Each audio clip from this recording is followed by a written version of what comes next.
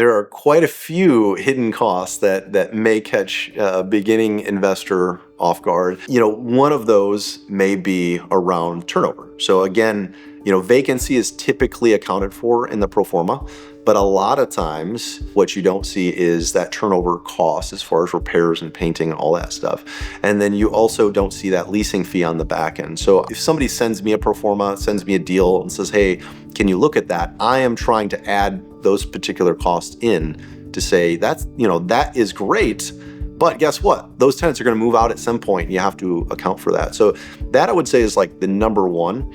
Number two is repairs and maintenance is almost always underestimated.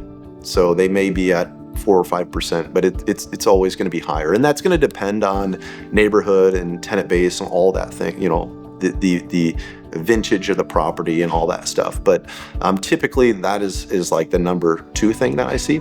And the overall OpEx, so the overall operating expenses, and this is usually what you see on bigger properties, like a single family home or some small multis may not operate this way, but on the larger stuff, I'll look at these offering memorandums and they have the pro formas and they're running at 30-35% OpEx. And that just, to me, is kind of laughable because it's just not enough. And what we see is like the true reality is a lot of times these are running closer to like 40, 45 to 50%. And if that's a huge difference, and that can totally make or break your investment. It's almost impossible to dial in the maintenance and repair cost 100%. So that being said, especially for someone who is not familiar with the area, not familiar with the building, all that stuff, there's so many factors that go into it. That's why you truly have to lean on the professionals that are doing it. So the brokers, again, they're going to come up with numbers and estimates, but they're not doing it. They're not calling the vendors out there and having them do certain things, getting the bills, paying the bills.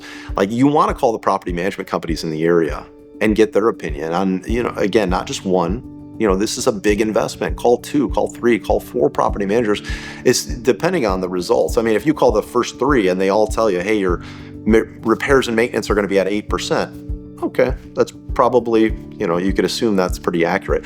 But if one says 4% and one says 9%, well, keep calling until you kind of dial that in. I think that would probably be the easiest way to do it. Yes, it is simple, but that doesn't make it easy. And so many people, they just want to maybe take a shortcut and say, you know what, broker says it's going to be 6%. Again, for one investment, if it's a single family or small condo, it may not make or break the deal. But if you have 10 units and now every single month, every unit is an extra $50 to $75 in maintenance, like that really adds up over the course of a couple years.